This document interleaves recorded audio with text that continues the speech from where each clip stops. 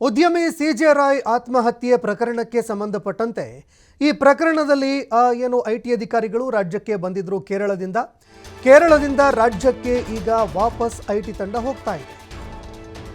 ಆದಾಯ ತೆರಿಗೆ ಅಧಿಕಾರಿಗಳು ವಾಪಸ್ ಕೇರಳಕ್ಕೆ ಹೊರಡ್ತಾ ಇದ್ದಾರೆ. ಸ್ಥಳೀಯ ಪೊಲೀಸರಿಗೆ ಈ ಪ್ರಕರಣಕ್ಕೆ ಸಂಬಂಧಪಟ್ಟಂತೆ ಮಾಹಿತಿ ಕೊಟ್ಟಿದ್ದಾರೆ. ಘಟನೆ ಏನು ನಡೀತು, ಜೊತೆಗೆ ತಮ್ಮ ಪಾತ್ರ ಏನಿತ್ತು, ತಾವು ಯಾವ ವಿಚಾರಗಳನ್ನು ತನಿಖೆ ಮಾಡೋದಕ್ಕೆ ಬಂದಿದ್ವಿ, ಜೊತೆಗೆ ಆ ಸಂದರ್ಭದಲ್ಲಿ ಏನೇನೆಲ್ಲ ಆಯಿತು, ಈ ಮಾಹಿತಿಗಳನ್ನು ಕೊಟ್ಟು ಮತ್ತೆ ವಾಪಸ್ ಆಗ್ತಾ ಇದ್ದಾರೆ ಕೇರಳಕ್ಕೆ. 3 ಗಂಟೆ ನಂತರ ಕೇರಳಕ್ಕೆ ಹೊರಡಲಿದ್ದಾರೆ ಐಟಿ ಅಧಿಕಾರಿಗಳ ತಂಡ. ಸ್ಥಳೀಯ ಪೊಲೀಸರಿಂದ ಹೇಳಿಕೆ ಕೂಡ ದಾಖಲು ಮಾಡಿಕೊಳ್ಬೇಕಾಗಿತ್ತು. ಆದರೆ ಸ್ಥಳೀಯ ಪೊಲೀಸರು ಯಾವುದೇ ಹೇಳಿಕೆಗಳನ್ನು ದಾಖಲು ಮಾಡಿಕೊಂಡಿಲ್ಲ.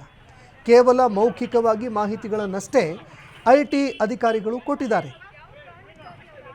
ಇನ್ನು ವಿಚಾರಣೆ ನಡೆಸಬೇಕು ಅಂತ ಹೇಳಿದ್ರೆ ಅನುಮತಿ ಕಡ್ಡಾಯ. ಒಂದು ವೇಳೆ ಐಟಿ ಅಧಿಕಾರಿಗಳನ್ನು ತನಿಖೆ ಮಾಡಬೇಕು, ಅವರನ್ನು ವಿಚಾರಣೆ ಮಾಡಬೇಕು ಈ ಪ್ರಕರಣದಲ್ಲಿ ಅಂತಂದರೆ ಅದಕ್ಕೆ ಅನುಮತಿ ಪಡೆದುಕೊಳ್ಬೇಕಾಗತ್ತೆ. ಸಕ್ಷಮ ಪ್ರಾಧಿಕಾರದ ಅನುಮತಿ ಕಡ್ಡಾಯವಾಗಿ ಪಡೆದುಕೊಳ್ಬೇಕಾಗತ್ತೆ. ಹೀಗಾಗಿ ಅವರ ಯಾವುದೇ ಹೇಳಿಕೆಗಳನ್ನು ದಾಖಲು ಮಾಡಿಕೊಂಡಿಲ್ಲ. ಇದಕ್ಕೆ ಸಂಬಂಧಪಟ್ಟಂತೆ ಮೌಖಿಕವಾಗಿ ಈಗ ಏನು ನಡೀತು ಅನ್ನುವಂಥದ್ದಕ್ಕೆ ಸಂಬಂಧಪಟ್ಟಂತೆ ಮಾಹಿತಿಗಳನ್ನು ಮಾತ್ರ ಪಡ್ಕೊಂಡಿದ್ದಾರೆ.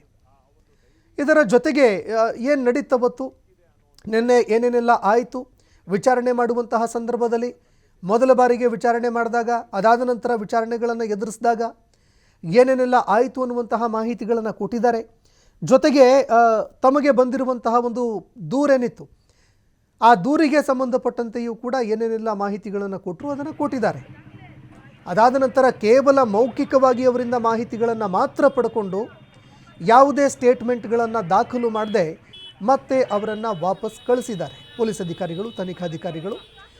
ಯಾಕಂದರೆ ಅವರ ವಿಚಾರಣೆ ಮಾಡಬೇಕು ಅಂತಂದರೆ, ಯಾವುದೇ ಒಬ್ಬ ಸರ್ಕಾರಿ ಅಧಿಕಾರಿಗಳನ್ನು ವಿಚಾರಣೆ ಮಾಡಿಕೊಳ್ಬೇಕು ಅಂದರೆ ಸಕ್ಷಮ ಪ್ರಾಧಿಕಾರದ ಅನುಮತಿಯನ್ನು ಪಡೆದುಕೊಳ್ಳುವಂಥದ್ದು ಕಡ್ಡಾಯವಾಗಿರುತ್ತೆ. ಹೀಗಾಗಿ ಒಂದು ವೇಳೆ ಅವರ ವಿರುದ್ಧ ಆರೋಪ ಏನಾದರೂ ಕೇಳಿಬಂದರೆ, ಈಗ ಕುಟುಂಬಸ್ಥರು ಅಥವಾ ಉದ್ಯಮಿ ಸಿಜೆ ರಾಯ್ ಅವರ ಕಚೇರಿಯಲ್ಲಿ ಕೆಲಸ ಮಾಡ್ತಾ ಇದ್ದಂತಹ ಸಿಬ್ಬಂದಿಗಳು ಯಾರಾದರೂ ಆರೋಪಗಳನ್ನು ಮಾಡಿದ್ರೆ, ಒತ್ತಡವನ್ನು ಹೇರಿದ್ರು ಅಥವಾ ಇಂತಿಂಥ ಅಧಿಕಾರಿಗಳು ಈ ರೀತಿಯಾಗಿ ಒತ್ತಡವನ್ನು ಹೇರಿದ್ರು ಅಂತ ಏನಾದರೂ ಸ್ಟೇಟ್ಮೆಂಟ್ ಕೊಟ್ಟಿದ್ದೇ ಆದರೆ ಆಗ ಸಕ್ಷಮ ಪ್ರಾಧಿಕಾರದ ಅನುಮತಿಯನ್ನು ಪಡೆದುಕೊಳ್ಳಲಾಗುತ್ತೆ.